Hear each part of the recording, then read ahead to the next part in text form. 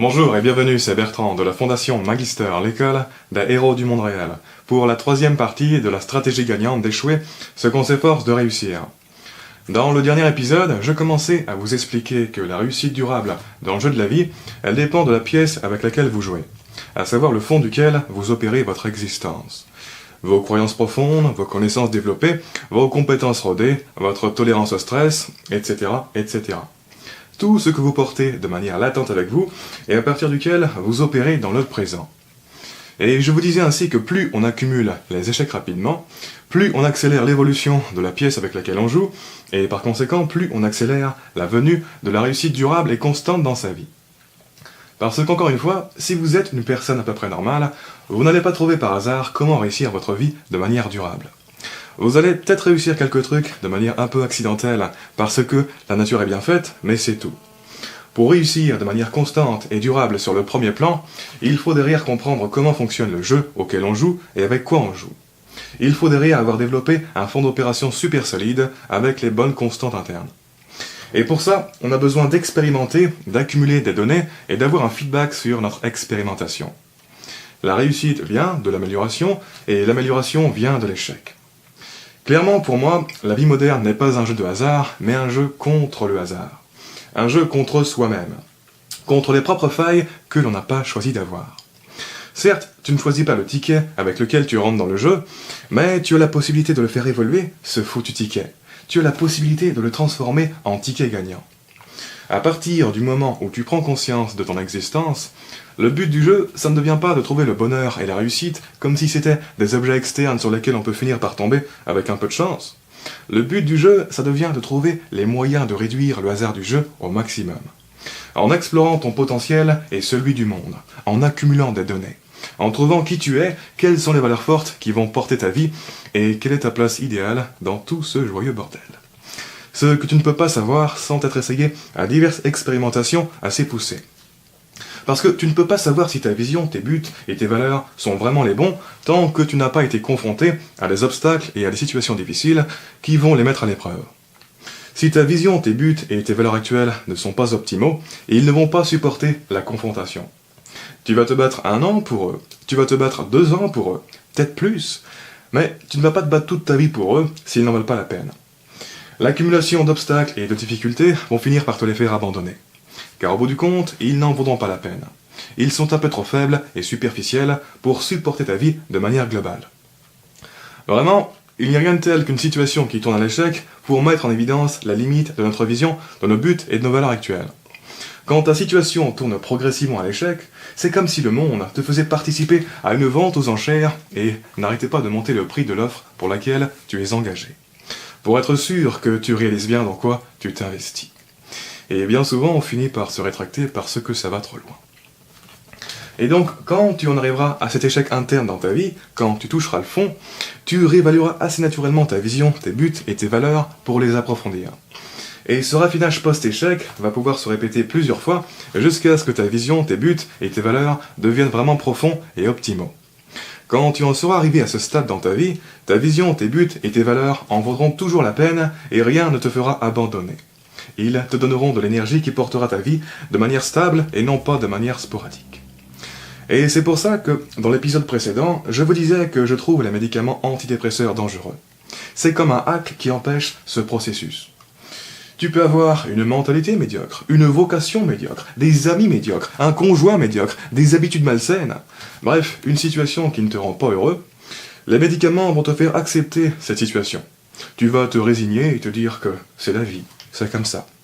Et par conséquent, tu ne découvriras jamais cette super mentalité, cette super vocation, ces super amis, ce super conjoint, ces bonnes habitudes, etc. qui attendent que tu les découvres. Ce qui est plutôt tragique. D'ailleurs, c'est une des raisons pour laquelle j'ai compris pourquoi je m'évertue. Pourquoi je ne veux pas m'arrêter d'essayer de vivre une vie plus grande malgré tous mes échecs. Pourquoi je ne veux pas me ranger alors que le monde n'arrête pas de me dire non.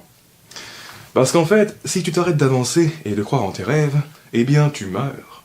Ton corps est toujours là, ouais, mais l'énergie, la flamme dans tes yeux, elles ne sont plus là, elles. Tu deviens l'ombre de toi-même. Et perdre ça, putain de merde, perdre ça... Mais il ne peut rien t'arriver de pire. Les échecs, c'est rien à côté. Parce qu'au moins quand tu échoues, ça veut dire que tu vis. C'est fou. On est tellement concentré sur le monde extérieur qu'on ne réalise pas que la plus grande joie qu'on puisse avoir dans ce monde, c'est d'être pleinement en vie, d'être pleinement soi-même. Il n'y a rien qui peut comparer à ça. La vie n'est pas la même quand tu arrêtes de croire. Les gens qui arrêtent de croire se meurent sans se rendre compte. La chimie qui les anime n'est plus la même. Ils perdent à tout jamais l'expérience que c'est que d'être vraiment eux-mêmes. Et c'est insidieux parce qu'ils ne réalisent pas. Ils ne réalisent pas qu'une partie d'eux-mêmes est déjà partie. Ils ne réalisent pas qu'en abandonnant leurs rêves, ils ont cédé leur place à quelqu'un d'autre.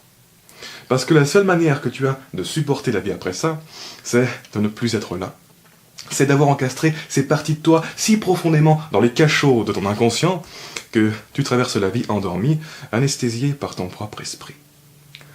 Moi, je ne veux pas faire partie de ces personnes-là. Et donc voilà pourquoi, même si c'est dur, je ne peux pas m'arrêter d'échouer avant de réussir. Je ne veux pas me perdre moi. Ça en vaudra toujours la peine d'échouer si c'est pour me garder en vie. Ça en vaudra toujours largement la peine, même si ça dure jusqu'à la fin. Oh, mais que c'est dramatique. Et pour vous dire toute la vérité, je crois que je suis incapable de faire autrement. Je ne sais pas comment les gens font, à vrai dire. En ce qui me concerne, dès que j'ai essayé d'encastrer une partie de moi dans les cachots de mon inconscient, tôt ou tard, non contente de hanter mes nuits, elle finit toujours par se réveiller, s'évader et me rebondir à la gueule, plus forte que jamais. À mon grand dame, je crois que je suis condamné. Bref, pour en revenir à ce processus de découverte de soi et de raffinage par l'échec dont je parlais tout à l'heure, c'est ainsi qu'en ce sens, et malgré notre sens commun, enchaîner les échecs rapidement est probablement une des meilleures stratégies pour réduire le hasard du début du jeu de sa vie et assurer durablement sa réussite et son bonheur dans le futur. Parce que la vérité, qui est un peu dure à avaler, c'est que l'échec, ça arrive très rarement par hasard. Ça arrive quand on n'est pas encore prêt pour réussir et qu'on merde quelque chose. Rétrospectivement, on peut se sentir très mal d'avoir foiré des projets, des relations, des super occasions, etc. qui se sont présentés dans notre vie passée. Mais si on a foiré et que ça s'est mal terminé, que ça nous plaise ou non, c'est très probablement qu'à ce moment-là de notre vie, on n'avait pas le fond d'opération adéquat. Même en jouant notre meilleur jeu, on n'avait tout simplement pas ce qu'il faut derrière. On n'avait pas les bons modèles, on n'avait pas les bonnes compétences pour être apte à saisir ces occasions avec un haut taux de succès. On n'avait pas l'étoffe. Si on avait réussi à saisir ces super occasions sans avoir le fond d'opération adéquat, là, ça aurait été un coup de chance. Un accident positif qui n'aurait pas suffi à maintenir et reproduire ce succès. Et donc qui aurait fait plus de mal que de bien. Oh non, ce n'est pas un cadeau de réussir par accident sans avoir les fondations internes pour maintenir cette réussite sur la durée. Et donc, la perspective lucide, c'est que la réussite était techniquement inenvisageable à ce stade. Ces super occasions ratées, tant que tu n'avais pas le niveau, c'était juste de l'entraînement pour avoir le niveau. Il n'y a aucun regret à avoir ou mauvais jugement à faire, parce que si tu pouvais savoir objectivement à quel point tes chances de réussir étaient basses, étant donné ton fond d'opération actuel, tu te rendrais compte que c'est stupide de t'en vouloir. Tu te rendrais compte à quel point tu es loin d'avoir fini de grandir, et donc en fait la vie te fait de gros cadeaux en ne te faisant pas de cadeaux pour que tu puisses grandir. La vérité, c'est que la plupart des erreurs qu'on fait sont inévitables. Il faut qu'on les fasse un jour ou l'autre pour pouvoir évoluer et ne plus les faire. Elles font partie d'une solution plus large. Et par conséquent, quand tu échoues des choses à répétition, il ne faut pas bêtement juger et ressasser tes échecs et te dire que tu es con. Il ne faut pas non plus te plaindre du jeu et abandonner. Il faut prendre du recul sur ta compréhension et ton mode d'opération actuel.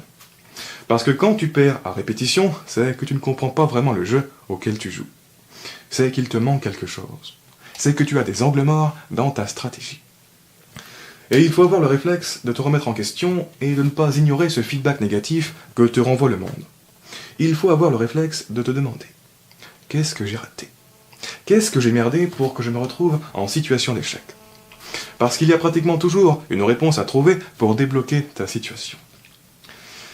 Bref, pour terminer cet épisode, pour ton propre bien, sois un beau joueur.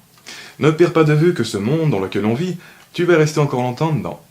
Et que la plupart des règles de ce monde, elles ne vont pas changer. Alors, même si je sais que c'est dur, quand le monde te met une claque dans la gueule, fais ton maximum pour ne pas devenir amer. Tu n'as pas le temps pour être amer, il y a trop de trucs à comprendre. Alors, fais ton maximum pour garder la bonne attitude. Et transmuter l'amertume qui monte en toi en motivation. tu respires, tu prends du recul sur ce qui vient de t'arriver, tu laisses calmement rentrer la leçon, tu perds le moins de temps possible à rester à terre, à pleurer la bataille perdue, tu te relèves, tu acceptes que la vie, c'est dur, c'est comme ça, et tu deviens plus dur encore, tu deviens meilleur, jour après jour. Tu apprends à te détacher des blessures que tu accumules. Ouais, t'as mal à ton cœur, t'as mal à tes émotions, t'es bourré de tension, etc. Mais comme je le disais dans l'épisode précédent, c'est l'occasion d'apprendre à dépasser tout ça. Parce que ce n'est pas automatique, et qu'il existe des moyens. Et j'en reparlerai ultérieurement de manière plus pratique, parce que c'est crucial pour que ta vie ne soit pas en permanence alourdie et pourrie par l'armure d'énergie traumatique que ton corps génère. On ne peut pas éternellement échapper à ce qu'on porte à l'intérieur, mais on peut s'en libérer. Au-delà de ça, il faut apprendre à apprécier le processus. Il faut apprendre à apprécier l'inconfort que tu ne peux pas éviter. Il faut réaliser que s'il n'y avait pas de difficultés sur ton chemin, tu n'aurais aucune pression pour grandir. Alors, pense long terme et réalise qu'échouer les projets d'hiver, c'est un très bon signe, parce que ça veut dire que tu te confrontes à ton ignorance, à ton incompétence et aux limites de ta vision, de tes valeurs et de tes buts actuels. Ça veut dire que tu te confrontes à tes failles. Ça veut dire que tu es en mouvement, que tu accumules des données sur le monde et sur toi-même, et que tu te permets de faire évoluer ta façon d'opérer ta vie. Peut-être que t'es comme moi, que t'es pas naturellement doué avec beaucoup de choses dans la vie. C'est comme ça. Mais au moins, donne-toi les putains de chances de ne pas le rester toute ta vie. Sur ce, voilà qui clôt la 3e partie de la stratégie gagnante d'échouer ce qu'on s'efforce de réussir. Merci de m'avoir écouté jusqu'au bout, je vous invite à vous abonner si ce n'est pas déjà fait, et je vous dis à très bientôt pour la 4e partie. Ciao.